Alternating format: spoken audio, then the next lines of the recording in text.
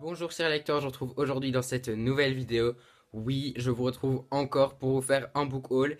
Mais en fait, aujourd'hui, ce sera pas un mini book haul, ce sera un book haul plutôt conséquent, puisque j'ai 12 livres à vous présenter.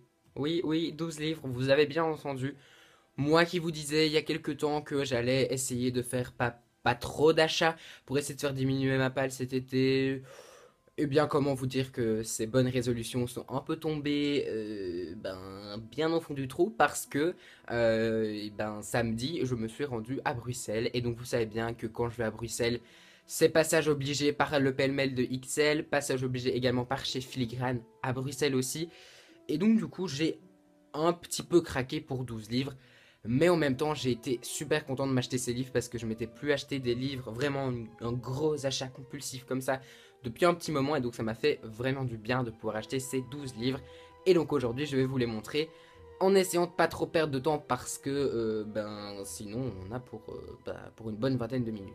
Donc je vais commencer par les achats que j'ai effectués chez Pêle-mêle et pour le coup j'étais ravi parce que j'ai trouvé plein de choses et en fait j'ai trouvé tout ceci pour 24 euros. Voilà, donc je suis super content parce que j'ai calculé et si je l'avais acheté tout ça au prix neuf, ça m'aurait fait à peu près 80 euros. Donc autant vous dire que je suis plutôt vraiment content d'avoir économisé 60 euros à peu près. J'ai acheté principalement des suites de saga, mais j'en ai deux sur les 8 qui ne sont absolument pas des suites de saga, mais qui sont des tomes 1 ou un one-shot. Et le one-shot, il s'agit de Nos étoiles contraires de John Green, publié chez Nathan. Nos étoiles contraires, il a beaucoup tourné sur la blogosphère il y a déjà bien 2-3 ans. Et de mon côté, je n'osais pas trop me lancer parce que c'est du contemporain et que moi, le contemporain, voilà. Mais je l'avais emprunté à la bibliothèque de mon école pour le lire pour ma lecture de cours du mois de mai. Donc il est déjà lu, mais j'ai tellement aimé que je voulais le racheter. Donc quand je l'ai vu à 5,50 €, je me suis dit que ça valait la peine de l'acheter. Donc maintenant je l'ai en ma possession et je pourrais vous tourner enfin l'update lecture dans lequel je vais vous parler de ce livre puisque je l'ai en papier. Et l'autre tome 1 que j'ai acheté, il s'agit de La boutique Vif Argent de Pierre Domenico Baccalario, publié chez Gallimard Jeunesse. Celui-ci, il me faisait super envie depuis que je l'avais vu sur les chaînes de Patatra et de Pikiti Bookin, je crois. Je crois qu'elle l'a lu aussi. Il me faisait très envie de 1 pour l'objet livre qui est juste magnifique. Donc c'est du hardback et donc voilà la magnifique couverture. Et si on enlève la petite couverture comme ça, on voit ça. Et c'est juste trop bien fait. Donc les éditions Gallimard ont vraiment géré sur ce point là parce que c'est un objet livre absolument splendide qui fait vraiment vieux livre. Les pages, je trouve que c'est juste trop bien en fait. Regardez la mise en page, je trouve ça vraiment trop bien. De plus, vous savez que je suis un peu dans mon trip ces temps-ci de lecture jeunesse 9-12 ans, etc. Celui-ci rentre parfaitement bien dans la catégorie. Et en plus, Pierre Domenico Baccalario, je le connais déjà pour sa série Le mystère du livre disparu que j'adore.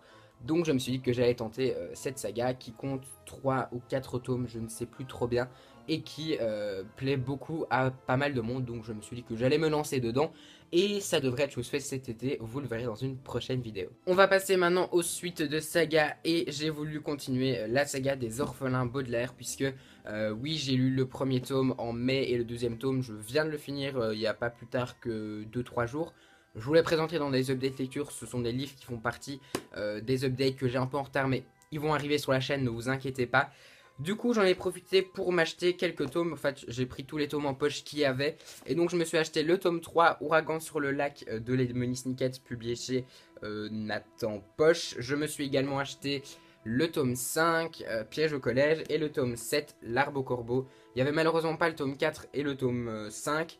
Mais j'ai envie de vous dire, c'est moyennement grave. S'il n'y a que ceux-là achetés en neuf, ma foi, ce sera pas trop grave. Surtout que là, je les ai payés 1,50 €. Donc, je me suis dit que j'allais pas les laisser filer et que je voulais repartir avec. Pareil, je sais que ce sont pas les mêmes éditions que les deux premiers tomes que j'ai. Il y aura pas le petit dessin Orphelin Baudelaire qui sera complet quand on met tous les deux l'un à côté de l'autre.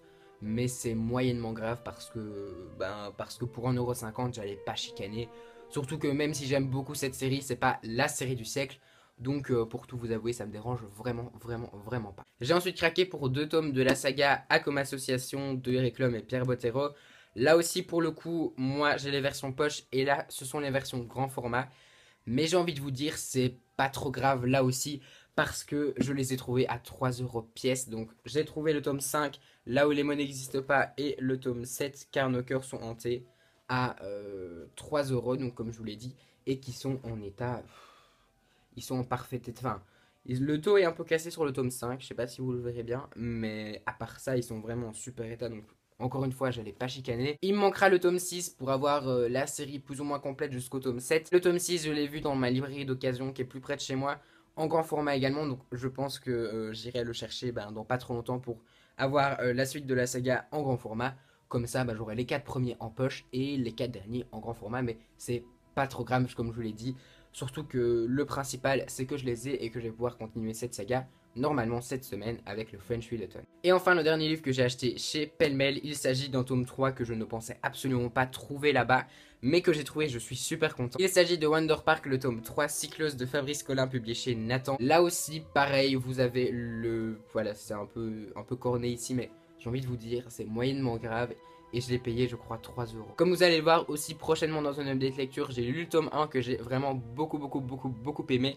Du coup, quand j'ai vu le tome 3, je l'ai acheté. Et donc, même si j'avais pas forcément le tome 2 à ce moment-là, je me suis dit que c'était moyennement grave. Puisque vous allez voir dans la suite de ce book haul, mais voilà, j'ai remédié à la chose en achetant le tome 2. Maintenant, on va passer à mes achats de chez Filigrane. Et chez Filigrane, j'ai craqué, comme je viens de vous le dire juste avant, pour le tome 2 de Wonder Park de Fabrice Collin, Megalopolis, publié chez Nathan, que j'ai déjà lu. Je l'ai lu hier soir pour le week-end à 1000, pour terminer mon week-end à 1000, même s'il est absolument pas réussi, mais voilà, je voulais lire ce livre pendant le week-end à 1000. J'ai encore une fois beaucoup aimé ce tome 2, je vous en reparle dans un prochain update lecture, mais sachez que c'est des lectures 9 12 ans que j'apprécie énormément. Le dernier bouquin que j'ai acheté, parce que oui, les deux derniers ce sont des BD, il s'agit de 13 raisons de Jay Asher, publié chez Albin Michel. Celui-ci, je devais craquer parce que c'est le livre dont tout le monde parle actuellement. Nombre de mes amis ont vu la série et l'ont adoré, donc moi je voulais juste voir le livre avant de voir la série. Du coup je l'ai acheté, je le lirai cet été comme vous allez voir dans une prochaine vidéo, puisqu'il sera dans la palle pour le challenge des 4 maisons que je vais vous filmer juste après et qui sera posté juste après. Voilà, petit livre qui fait moins de 300 pages qui m'intéresse beaucoup. Je sais bien que les avis sur le livre sont moins bons peut-être que la série, mais j'avais bien envie de lire le livre avant la série. Pour terminer ce book haul, on va passer à mes deux achats BD. Et tout d'abord, j'ai craqué pour Magic 7 ou Magic 7, je sais pas trop comment on dit. Et donc c'est le tome 1 de la BD de la série Magic. J'ai vu ce tome 1 en réduction, je sais pas si c'était le cas chez vous aussi, mais moi il était à 7 euros au lieu d'une dizaine d'euros. Ça fait plusieurs fois que je vois cette BD qui est en réduction et que je me dis j'ai envie de l'acheter, et puis finalement je me disais non, je vais attendre un petit peu ou quoi, et puis là voilà, elle y était. Je me suis dit que ça allait être dans les dernières BD qui restaient de stock avec cette réduction là. Du coup je me suis dit que j'allais l'acheter. Et pour le coup je pense que j'ai plutôt bien fait, parce que les dessins, je les trouve juste trop bien en fait. Je les trouve assez colorés, j'aime beaucoup le style des dessins. C'est une histoire, je crois, de pouvoir magique, etc. Enfin bref, une histoire qui devrait plutôt bien me plaire. Et pour le coup, je pense qu'elle sera lue aussi cet été, parce que j'ai très envie de découvrir cette nouvelle saga de bande dessinée. Et enfin, dernier achat BD, et ça c'est un peu un obligatoire en BD, il s'agit du tome 2 d'Elana de Lilian et Baldetti, non, et Monse Martin, pardon, d'après l'œuvre de Pierre Bottero, donc le tome 2, La Voix des Marchands, publié chez Glénat. Vous savez que La Quête des Vilaines, réédité en version BD, c'est ma petite saga chouchou de BD. J'ai adoré tous les tomes qui sont déjà sortis, pour lesquels j'ai eu tous des coups de cœur. Du coup, quand celui-ci est sorti, c'était un petit peu obligé que je me l'achète. Vous le savez très bien, je n'ai absolument pas lu les romans, mais je me rattrape en lisant les BD, puisque je suis absolument happé par ces dessins et par l'histoire. Donc je me suis dit que j'allais continuer en BD pour peut-être lire les romans après. Et alors à chaque fois, la première chose que je fais quand j'achète ces BD, c'est de regarder la dernière page, parce qu'ils font l'annonce du prochain tome de la prochaine BD qui sortira. Et j'ai été ravi de voir que le tome 5 de la saga La Quête des Vilaines, donc en BD, sortira en novembre 2017 et il s'appellera Alpol. Donc je me réjouis bien évidemment de lire ce tome 2 et de pouvoir être en novembre pour découvrir le tome 5 de La Quête des Vilaines en BD.